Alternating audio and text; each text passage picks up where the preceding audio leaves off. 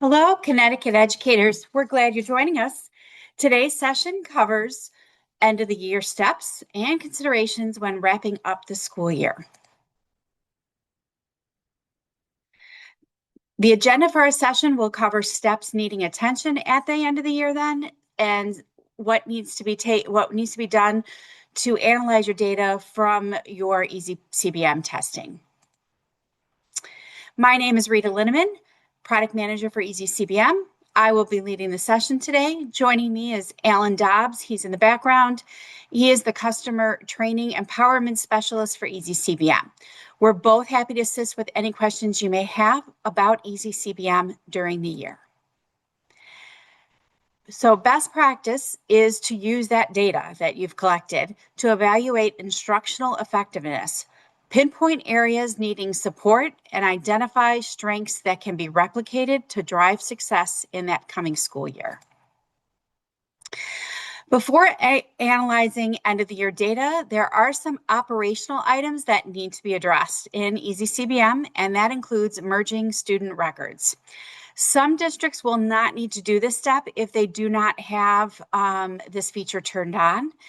If you're using ClassLink or Clever, this feature really should not be enabled since students are already auto-updated daily. What happens is when a teacher creates a temporary record, easyCBM assigns a system-generated student ID beginning with usually easyCBM, for example, 13212. The temporary record then must be merged with the student's permanent record so that assessment data will appear within their actual ID, the singular student ID that it's supposed to be. So here are some instructions to merge a temporary record if you have that enabled, so it becomes a permanent student record. There is also a guide under resources where that is available. You'll want to merge any student-created records before the year starts. So you're going to go under Show Teacher Added Records, select the list, find that student ID link, and scroll down to merge student records to merge that, and you'll get that confirmation. So once everyone is accounted for within a student record, data then can be exported. So the head admin can go to data exports and download each season's benchmark and the progress monitoring scores for the year. Check with your IT department. They might be able to save and upload these files into your school's data management system, so it's worth investigating. In addition, you want to export the kindergarten and first grade RAN data for each season. The RAN data currently does not carry over from year to year, so exporting that data is the only way to preserve it. You also want to export all the interventions that have been used for any student.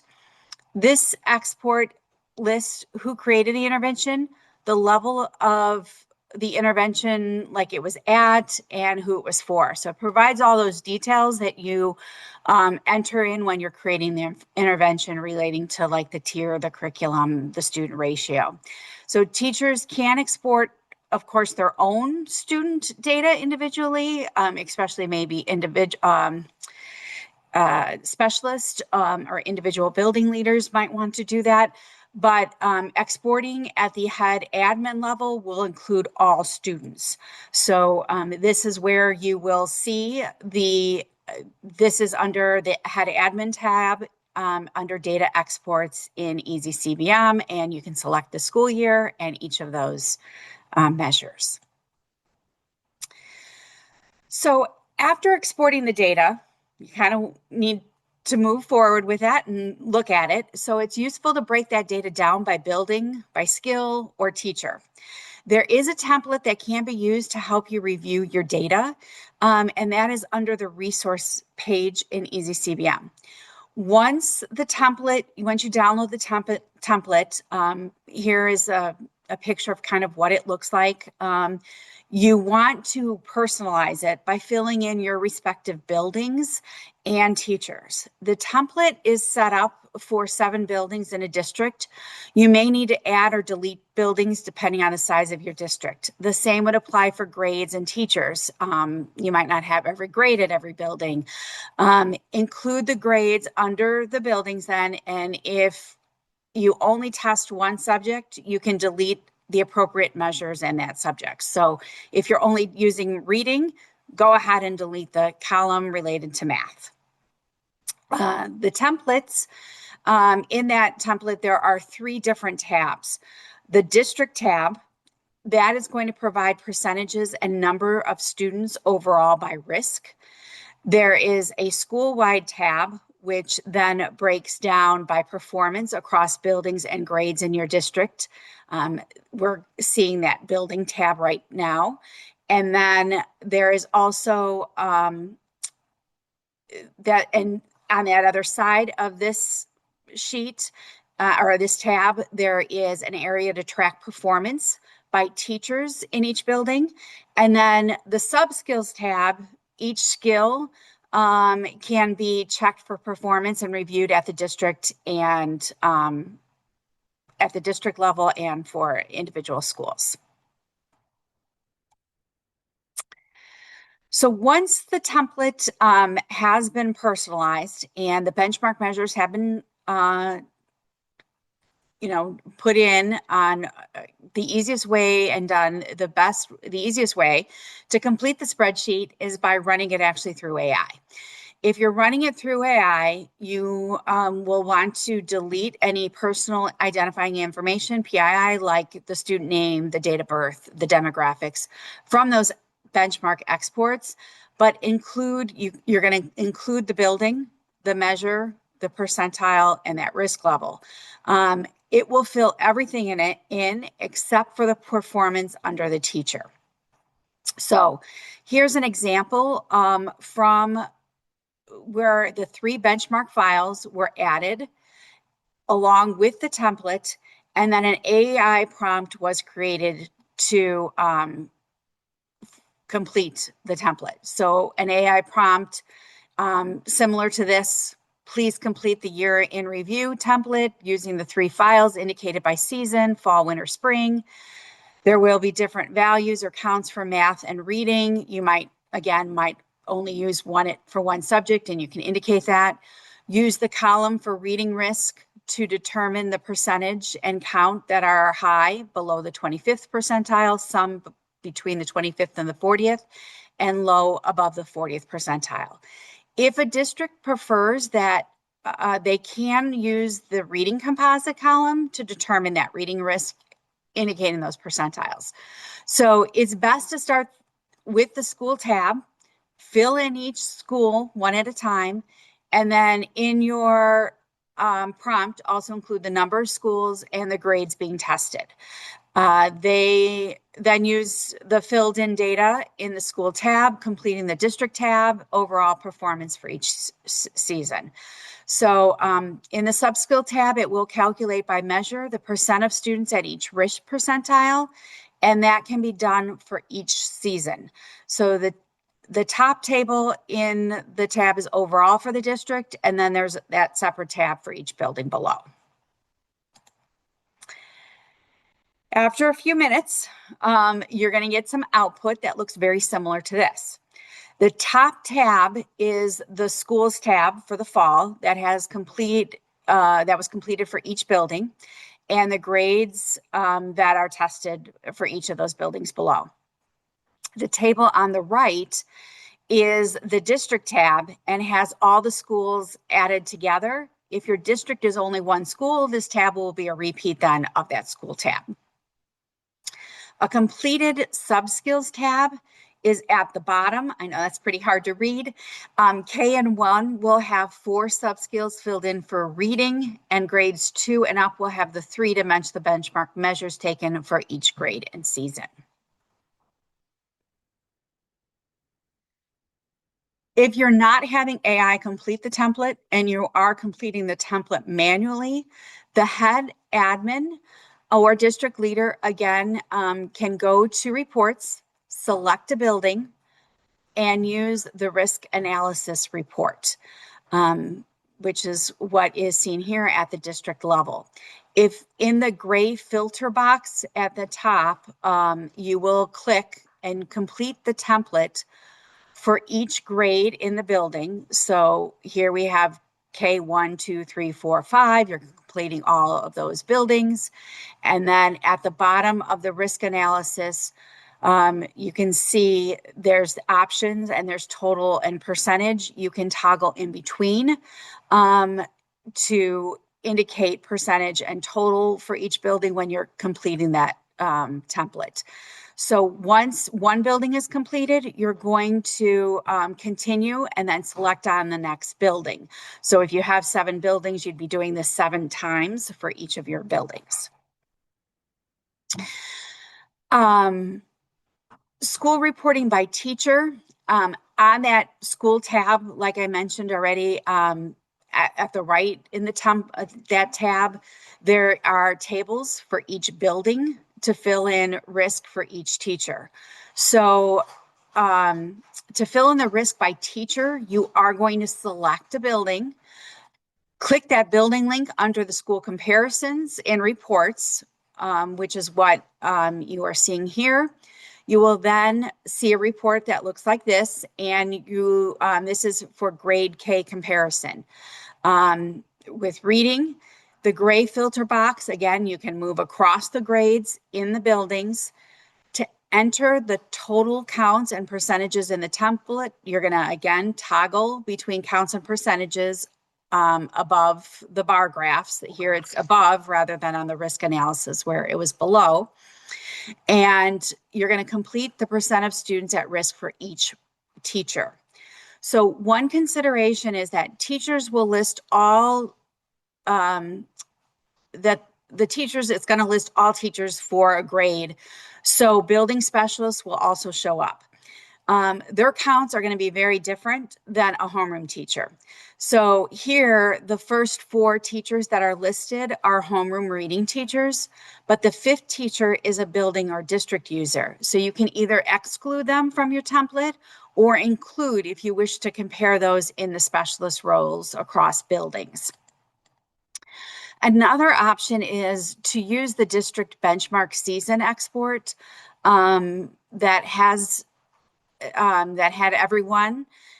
So when you filtered it out, it will show buildings, count, skills, and grades to complete the template for each season. And then the teacher can be actually added into the district optional field. So it will show up in that export, and it'll have that teacher's name, so you can filter even there. Completing the template will provide the results in really one place. So the template is meant to make it easier for collecting your data and help with your end of the year analysis. So to complete the subskills tab on your own, select the appropriate measure or skill. Again, from that district admin or tab, then the example at the top is for a district leader. They're using letter sounds, and it is for all seasons and grades, as you can see with the check mark boxes. Another option is to select the school, like at that building report, and the grade comparison, selecting the one grade in the gray header again for each, toggle between those counts and percentages to complete for each teacher. So underneath, you're going to see each teacher listed, just like we had in that previous slide. You can get a count or number of students and average. Another option besides that would be to take that export for the season and filter it by grade. You can then get a count of the number of students, the average percent for the group. And if you filter the percentile in ascending or descending order, you can determine the count or percentages for those 3 performance levels, just depending on how comfortable you feel with Excel. So next, the data has all been entered in. You have your template completed, and you're using that review analysis document that is also under resources to guide your analysis. So start by looking at the percentage of students in each risk category. And across the 3 benchmark windows. You're going to track distribution shifts. Are students moving toward lower risk over time? Are they sliding in that wrong direction? It's to help you track performance historically. In year 2, then next year, you're going to want to look to see if the same patterns are being seen. Patterns are going to reveal whether the issue is something that's localized or if it's a systematic issue. So if you have a standout building that is existing, whether it's positive or negative, find out what's going on. Schedule conversations with those principals. When the buildings are declining, determine, again, is it is it systematic, localized, concentrated to even a certain grade or a subject? Cross-reference any patterns that you might already know. Maybe about staffing changes. Maybe there was a new principal, curriculum implementation. They put through a new phonics program and the K-1 grades, or any community factors that could be influencing maybe a certain building. Those are all considerations outside of the data that you need to consider. So here is a completed district tab for fall and winter. And I'm just going to give you a minute to kind of review it and see what you're noticing.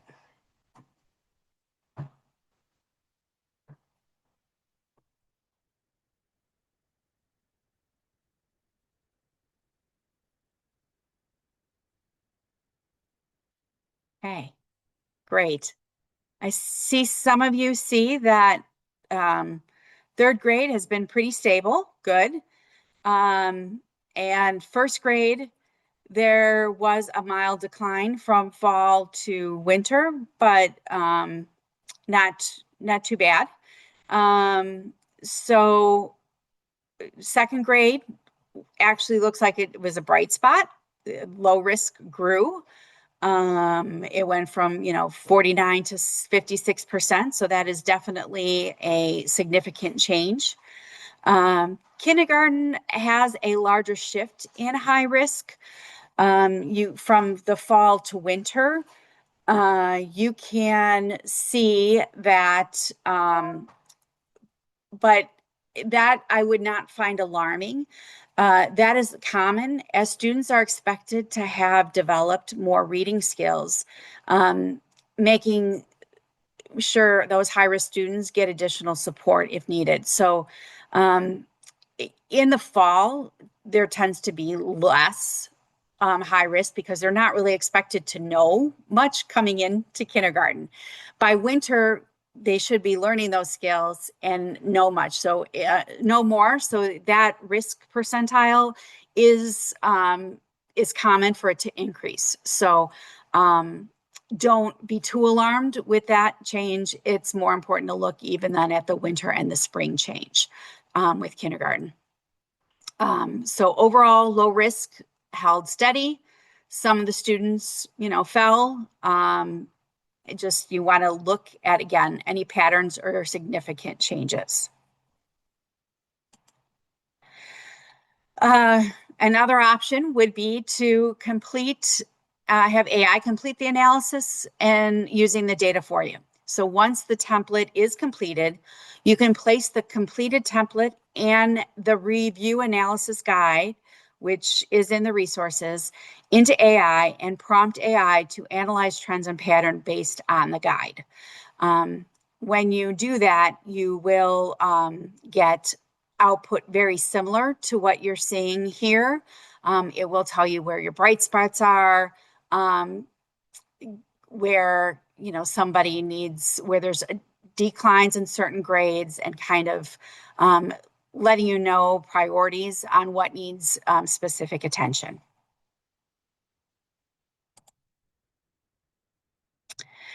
Another thing to analyze would be your effectiveness of your Tier 1 instruction.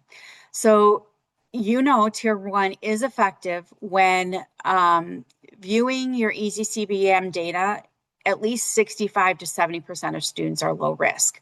In general, we say 80% are low risk, but because that band for proficiency is pretty wide in easyCBM to match what your state testing is and summative testing expectations, 65 to 70% is really showing that students, who are at low risk, that's good for that district. So the low risk percentage, if that is unchanged or it is improving over time, you just compare the fall, the winter, the spring, and a stable or growing low risk group means that your tier 1 is holding.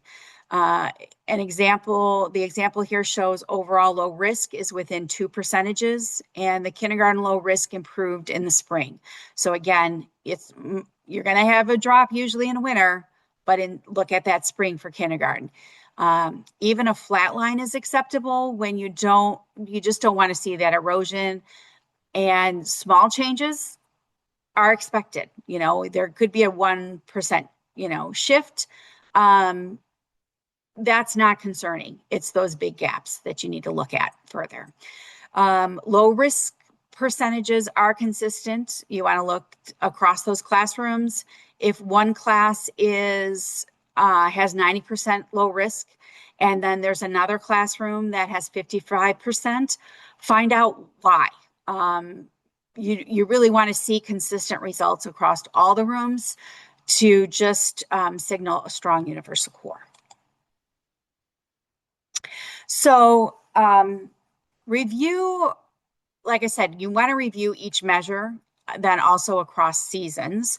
And there is that sub-skills group, and you're going to flag any measure that is showing at least a 5-point change, a 5 percentile change. So as that is usually the red flag then for gaps.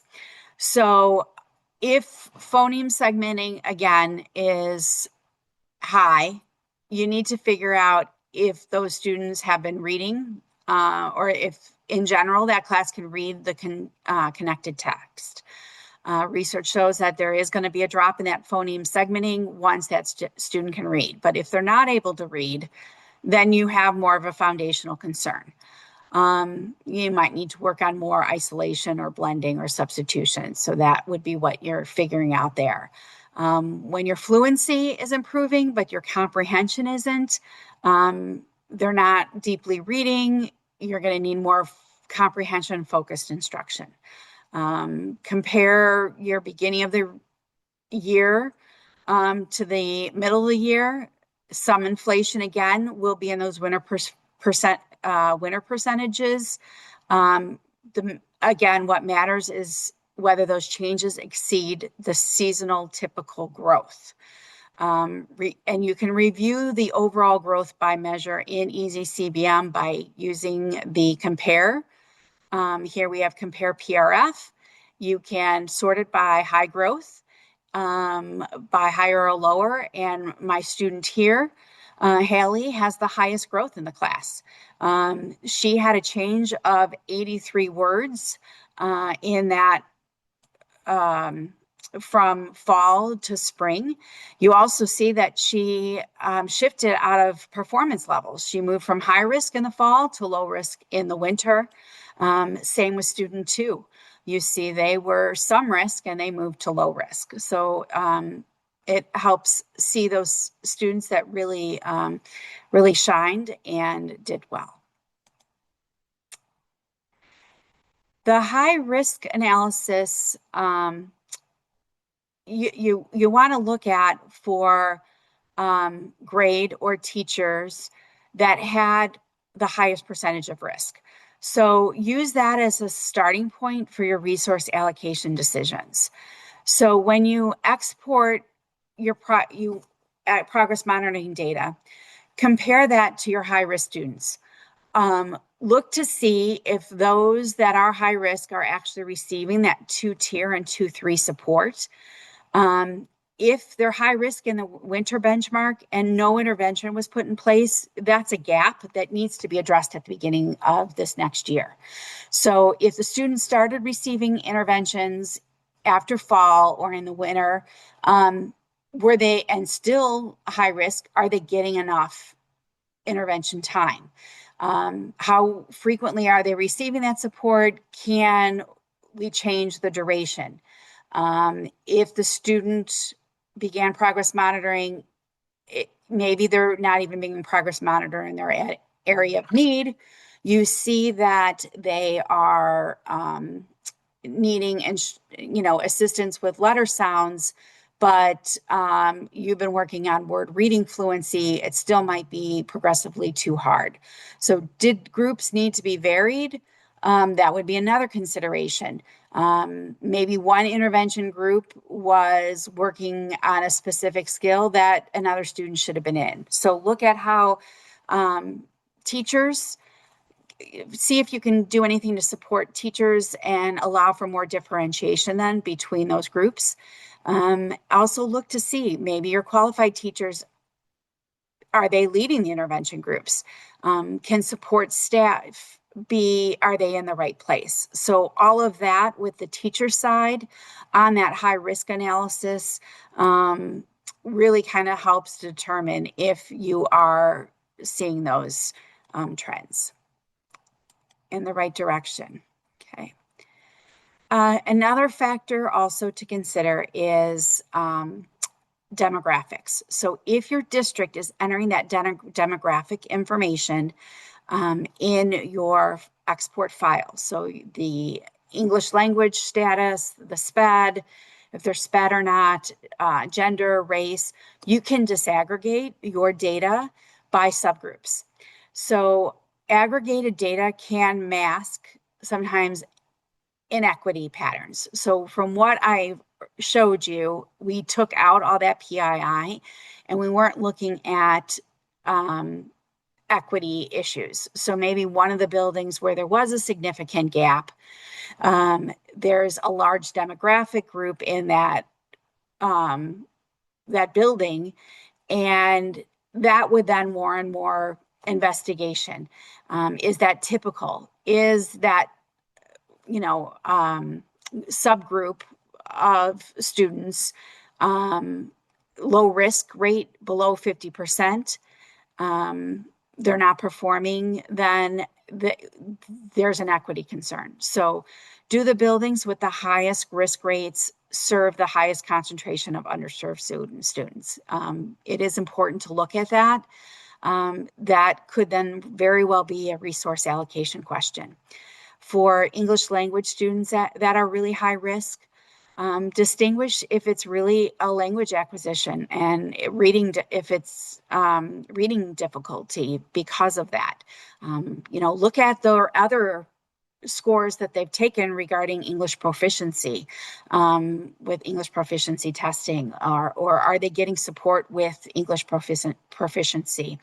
That is really important. So still, if they're still acquiring those English skills, they're going to maybe screen high risk, even if they're developing literacy skills and growing at an appropriate rate. You always want to interpret that screening data along other data, your teacher knowledge, observation, other contexts, like I mentioned. Data is just a starting point for the conversation. It's not a verdict. We're not saying that just because somebody's a building's high risk, you need to be, screaming from the rooftops, oh my gosh, something's wrong. It doesn't necessarily mean that. It's finding out what the root cause is and working with that to help your students better. So that is really the goal for building leaders. You want to look at that end of the year data to guide your future decision making for any summer programming and for next year. So at the start of the next year, you have intervention groups right at the very beginning. They can start before your fall benchmark is even occurring. You're going to look at your data to see if then there's shifts throughout the year even. by building or grade level. When administrators meet, you want to move that conversation from data review to then actually action planning. So if there were buildings that experience significant changes, determine where they're from again, see what that root cause is. Can you plan for more PD? Was core instruction implemented with fidelity? So if you've got that new curriculum, was it implemented? Was easyCBM? Did you have a lot of new teachers at one building and maybe they need review on how to administer the measures appropriately? So in general, are you meeting with your groups regularly and your leaders and your principals and your teachers? RTI is really a continuous cycle, and meetings turn data into action. If your data is not reviewed regularly, especially for high-risk students, the data is just going to sit unused. And we need to be collaborating as teachers. So when a building has improved, capturing what changes really helps replicate that success, and ask principals or leaders to present their approach to those buildings and what did work. So again, you might find a lot of priorities. And the thing is, though, naming too many isn't going to help. You really want to stay focused. So usually limiting to those top three, rather than falling in the trap that everything's equally urgent, is a much better approach. So determine, again, is it a systematic or a concentrated concern? Systematic issues are district level solutions like PD, curriculum review. Concentrated issues can be addressed with school support with those principals and those teachers. So really look again, resource allocation. Are the buildings with the greatest student need receiving proportionally greater support? And again, celebrate those wins. Look beyond those averages, spot those buildings, those grades, those classrooms where low risk grew, high risk shrank, subskill trajectory accelerated. These are patterns or strengths worth pulling on. Dive deeper, try to replicate, document what happened and lift those people off. Celebrating those wins publicly and letting people know really sustains momentum when you're recognizing them. If a building effectively moved students out of high risk, arrange for that team again to share what they did. Peer learning is more actionable than top-down professional development. Do other buildings know what they're doing? Send them an email or a message to those leaders or teams showing that improvement and actually giving specific statistics based on the data that you just pulled is a lot more meaningful than generic praise. Use the data and celebrate your wins. So as we're finishing up, there are a few more operational items that we have. Before leaving for the end of the school year, you want to pause your syncing. So your FTP, if you're using that, your Clever or your ClassLink, pause it, and then you can resume once you get your rosters in for the next year and you have next year all set up. easyCBM will not be available from July 12th to the 18th. We are going to be updating our database to help us prepare more for future improvements. So the updates are preparing the way for us to make some changes with reports. We've been hearing comments and feedbacks, and one change regarding feedback is going to be with progress monitoring. Those forms are going to be duplicated, so you don't necessarily need to delete forms or for those that are being monitored on a weekly basis. Also, another change that you will notice when you log in for that very first time at the beginning of the year, it will force you to set those benchmark dates and acknowledge your rollover window. Previously, everybody rolled over, as you know, July 1. You are going to set your own date for next year on when you want your rollover to be. So sometimes district leaders might be still looking at data in July or in the middle of July. You would want then your rollover date to be on August. Before then, though, again, look through the checklist, be prepared for that start of the year, review the assessment data, identify students who are at risk. That's going to help you make the best placement decisions for back to school 2026. We're here for you. We really wish you the best next year. Key takeaways: merge your students, export that data, so important, analyze your data, also even more important, and act, celebrate those wins, pause your thinking. Thank you for your time.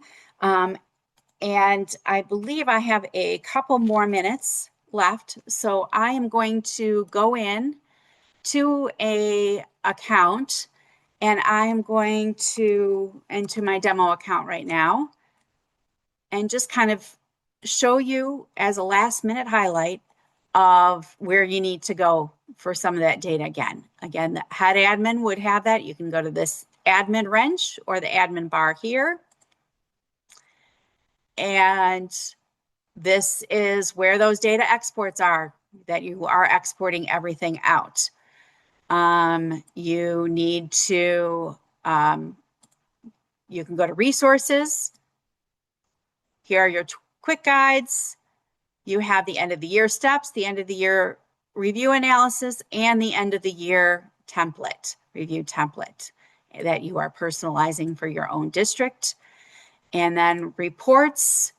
If you don't choose a building, you're going to see the district level, school comparison, grade, measure comparison. You can select all grades, all seasons, what subject, and move between counts and percentages along the way. If you are selecting an actual building and you don't select a teacher, you can go to the risk analysis report, and you will see for this building at Turing Elementary here what those risk percentages are. I can go from the percentage or toggle back again to the total, like I mentioned. So that I just wanted to show you that live in the system before we close for today. So thank you again so much for your time. I wish you a great summer and all the best for the next school year. Take it easy. Bye.